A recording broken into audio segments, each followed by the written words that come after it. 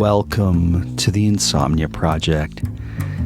Sit back, relax, enjoy yourself, grab yourself a comfortable, squishy pillow, perhaps a cocktail, perhaps a tea, something soothing for the throat, something cold and refreshing. Listen and enjoy. This is Marco Timpano. You're listening to the Insomnia Project. Thank you for tuning into this podcast. Today is going to be a solo episode, and I'm using a mic I don't use that I love, and this episode is going to be about it being okay. I am exhausted, and a lot of you, especially this time of year, or people tuning in, are exhausted. And that's okay. It's okay to be exhausted. It's okay to feel like I just need to lie here and let some just peace and relaxation come to me, because that's just where you find yourself. That's certainly where I am. I don't like to blather too much about these kind of things, but Amanda too is exhausted, and she was just doing some work, and I said, I will record the podcast episode. I think it's time for me to do a solo episode, and so here it is. It's funny, a lot of people tune in because they want a podcast that just sort of takes them away and brings them somewhere else, and I'm hoping to do that here today for you all. We had quite a week. We had to drive a great distance for work, and we got to we're listening to this audiobook. And it is a really long audiobook, and I like to listen to, or we like to listen, I should say, to biographies. And this one here is Harvey Fierstein's biography. I wish I could remember the name of it. Let me just look it up here in case you hear the clacks of the keyboard. I Was Better Last Night by Harvey Fierstein, and it is wonderful, and he is such an entertaining listen, that's for sure. So if you get a chance to listen to his audiobook or read the book itself, or if you're not sure what to get someone for Christmas or the holidays and they like biographies, well, we recommend this one. It certainly kept us company on the drive, and we have more drives ahead of us next month as well. So we'll continue to listen because it's about 11 hours long. And, it feels like 3 audiobooks, not just one, but in terms of length, how long the actual audiobook is. But we delight in listening to audiobooks. I'm wondering, what are some of the things you do when you're just completely exhausted and you need to just sort of let your mind drift elsewhere? I know for a lot of listeners, dear listeners, it is listening to this particular podcast, so thank you for that. One of the things I recently discovered that really sort of takes me away, so to speak, is a Instagram account, and it's called, let me see if I can find it here. I want to say, yeah, here it is. Vegas Starfish. That's Vegas, like as in Las Vegas.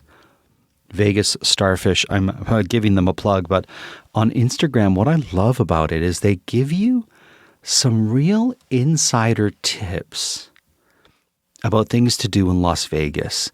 And they're little short Instagram videos, shorts. I don't know what you call a little, little video, I guess. It's not a movie, but a little video on Instagram, but I'm going to call it a video, and you'll get where I'm going. But this person, Vegas Starfish, takes you into places, and you get to see these fun restaurants in Las Vegas, or the hotels that aren't so great anymore, and they give you an insider glimpse of them, or where you get, speakeasies you wouldn't necessarily know about in Las Vegas. And even though I have no immediate plans to go to Las Vegas, it just vicariously takes me there. And I love to travel, and sometimes we just can't be traveling. And so I've found this little gem that takes me to a place, and it allows me to just sort of feel like I'm a part of it, and I get to think of, would I go there or wouldn't I go there? I was once on a treadmill in a gym, and I think it was in a hotel. It must have been a hotel, because where else would it be? I mean, we have one, but it's not as fancy as the one I'm about to describe. And you could pick a path that you could run on that had a video screen of you like running in that forest or on that bridge and through those streets. And it was like you were, on the move and seeing these exciting sort of places, and you could pick them. There was a map of the world, and it had little indicators or pins that showed you where you could run that day. And it was actually very, very useful, because it really made me want to go on the treadmill. Now, we have a very basic treadmill, one that you can fold and tuck under your couch or sofa. But of course, our sofa, it doesn't make the clearance. I thought it would make the clearance, but it's just a tiny bit too big, or too tall, I should say, to fit under. So it can't fit under the sofa that we bought it for. But we found a spot where it's somewhat inconspicuous, and Amanda likes to put it on a show called House Hunters International, where they go to different international cities and people scope out homes in that city, and she'll run to that. And much like that treadmill that I had seen in that hotel, it gives you the impression that you're somewhere else. And so, sometimes just taking a moment to drift to another place in the world is so great. But it's also great to know that, I know I'm exhausted today, but I know that a lot of people are exhausted, and a lot of the listeners are exhausted. And it's like, you're not alone. I'm certainly not alone. And so I said to myself, what I'll do is I will go to the studio, put my awesome mic that I rarely get to use, and I'll just record an episode with my awesome mic and enjoy my awesome mic. And the reason it's awesome, it's this Shure M7 mic that I love. And I love it because I had admired this microphone for a great deal of time. And a friend of mine got it as a gift, I think for the holidays or for her birthday. That's my friend Linda Mora, who has Getting Lit with Linda, is the podcast she does. And she swore by this mic, and she really loved it. And I know it's the microphone that a lot of podcasters get to use. And so I saved my money. And I was talking with my good friend Nima, who also has a great podcast called My Gastric Sleeve. And he has one coming in the new year that I'll talk to him about as we get closer, or as he gets closer, I should say, to launching. It's always so exciting when a friend has a project that you're excited about. Anyways, I was speaking with Nima, and he was like, "Oh, that's a brilliant mic." He actually didn't say brilliant because he's not British, but he said that's a cool mic, and one that I know that he also was admiring. And I remember I was debating, and I would be talking with him, and finally I sort of bit the bullet, and I went and I got this microphone, and I had a few gift cards. So it's always nice to use gift cards towards a purchase of something that you really, really want. And so, it's this wonderful mic. I have it on a mic stand, and it also picks up every sound. So I have to be careful how close I am to the mic. And and I'm really enjoying it. Another thing about me that I don't know if I've ever shared this with folks, but I love cue cards. I love using cue cards as a tool when I'm trying to organize thoughts. I'll write words on cue cards, and then I'll sort of put them in an order that makes sense to me, or I'll write notes on cue cards, or I'll use them when I'm doing a presentation, of course, or if I have a Zoom call, I'll use cue cards, and with a little bit of painter's tape, I'll tape it right close to the camera So when I'm looking at the cue card where I've jotted down some facts or thoughts that I want to convey in that Zoom meeting, it looks like I'm looking into the camera, but really I'm looking at the cue card or using the cue card as my guide and, using those points. And most of the time people cannot tell, or to my knowledge, people have not been able to say, oh, I can tell you're reading off a cue card. And I learned this sort of tip years ago when I used to live with a friend of mine who was a singer.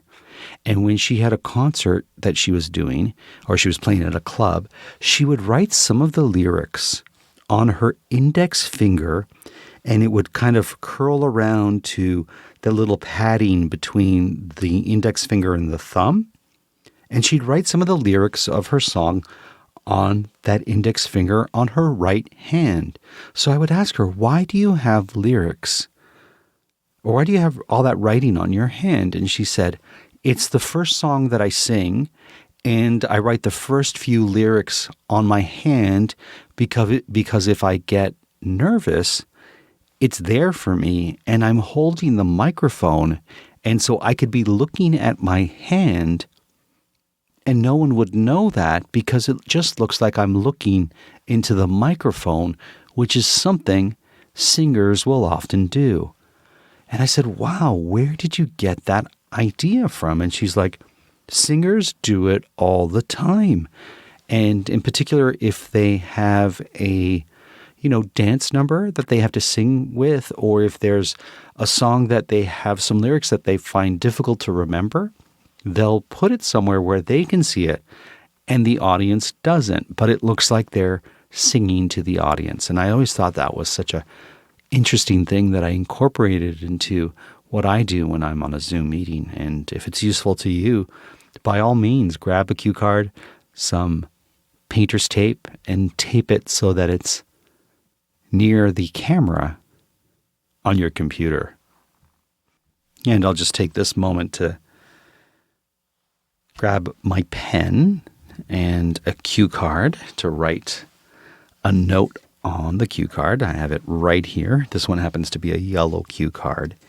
And I wrote the timing. This is a cue card where on the face of it I wrote the time that the Zoom call I had was going to be and when there was a break. And I had that near me so I knew what time it went until the meeting and when we had a break so I could make sure that I was on schedule with it.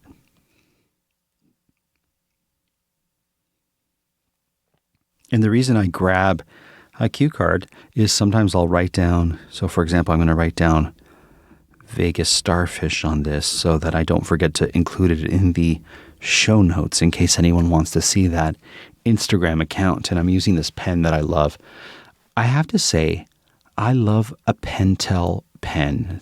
The brand Pentel really is such a great brand. The ink flows so nicely from this Pentel pen. This is an energy gel pen. 1.0 is the nib, I guess you call it, the tip of the pen. The size is 1.0, so I think that's the size of the ink when it comes out. Not super fine, but it has a little bit of bulk to it without being, a marker. It's still pen, but it flows so nicely that I need to get myself some of these Pentel energy pens, BL 110, I guess is the serial number or the model number for this particular pen that I'm enjoying using. And I love a Pentel pen, and I don't know if I've talked about this, but Pentel makes this most awesome pen that they stopped making, and it had a white nib to it, like a very interesting white fine tip end to it, and it almost looked like the Pope's hat or a bishop's hat is what it reminded me of, the tip. So it wasn't a thin metal tip, but rather this white sort of globular tip. And I loved this pen. I used to use it when I was traveling to write postcards back in the day. And it would write so fine, but the ink would come out so lovely that I could fit so much on a postcard without it smudging. And it was the perfect pen. But with all, perfect things, they have a time. And I couldn't find that pen anymore. I could only find it in France. Or I think that's where I discovered it. I shouldn't say I could only find it in France like I was in France all the time, but rather I had found it in France and I had bought one and used it to write postcards, loved it so much that I picked up 5 or 6 of them and I coveted using that Pentel pen. They were green, almost like the green of a doctor's smock. You know that green that doctors, when you see them on television and they're in the operating room or when they're dealing with a patient, they have that green color. It was kind of that green color, and it had a little color added to the part of the pen, the cap, that would indicate the color of the ink. So it was blue, red, or black, and I think I had all of them in my collection of them. And I coveted using them because I used to love writing with them, but I knew that the ink would eventually run out and I couldn't find these pens anywhere. And I looked high and I looked low and they were not to be found. Until one day when I happened to be, and this just sounds like me dropping names of places that I've been to, but this is not the case. This is just over many years. Many years later is how I should actually phrase it. But many years later, I was in Tokyo for work, and I happened to be at a random stationery section of a Tokyo mall. And what do I see there? But those pens, those Pentel pens that I had maybe 12 years ago, I had found in France. And so, of course, I scooped up more than a handful. And I remember they weren't inexpensive because I thought to myself, wow, I am spending a great deal for pens right now. But when you find the perfect pen and you can't find it anywhere, you just pick it up as many as you can. And that's what I did. And I had those pens once again for 5 to 6 years. Once again, just loving them. I came to discover that they were in Japan because that was the only country that was still making that style of Pentel pen. Now, cut to another, I want to say 10 years later where we are today, if not more. I want to say actually more than 10 years, but let's just say 10 for ease sake. And I have not seen those pens. I've searched online for them. I don't know why Pentel doesn't make those pens anymore. If anybody knows the name of those pens or where to find them, please let me know, because I'll scoop up another handful or more. But for now, I'm going to rely on Pentel Energy Gel pens. Now, along with pens, I need to talk about paper. And since I was talking about my find in France with a Pentel pen many, many years ago, I also want to mention that I discovered a paper, a French paper that they make notebooks out of, cahiers out of, various styles of notebooks. And if you haven't ever written on this paper or discovered this particular paper, I strongly recommend you keep a keen eye out for it the next time you're in a stationery store. And I'll always judge a stationery store if they have this paper product and these books, they have a variety of books. If they have Clairefontaine, which is the name of the brand, in their stores. And if you've ever written on Clairefontaine paper, it has what they call a wonderful tooth to it. And I'm sure I've talked about this in previous episodes, but the paper is so great that I really don't mind mentioning it again. It has the most wonderful, if you're the type of person, which I am, that presses very firmly on the page. The bounce back that the paper has really helps to make the writing on the paper feel great on your hand, and the impression that the pen makes when writing on that type of paper is simply divine. So if that's something that's important to you, as it is to me, seek out Clairefontaine. And if you know someone who's really into writing or journaling or just has a love of stationery, Clairefontaine is the most wonderful gift you can send their way. And I purchased one recently for a friend of mine who had never seen that paper before, never felt that paper before. And when they put their pen to that page, they said to me, it's like writing on a surface I've never written on before. So that's quite a send up for that particular paper, I think. Yeah, so cue cards, pens, paper. These are some things that I find sheer delightment in. And, if I'm doodling on a page, which I often do when I'm feeling a little bit overwhelmed or exhausted, it can take my mind away as well. So that's something else I do. I currently have an idea for a book that I want to write. And so I've been sort of formulating in my head what cue cards I want to use to help organize my thoughts.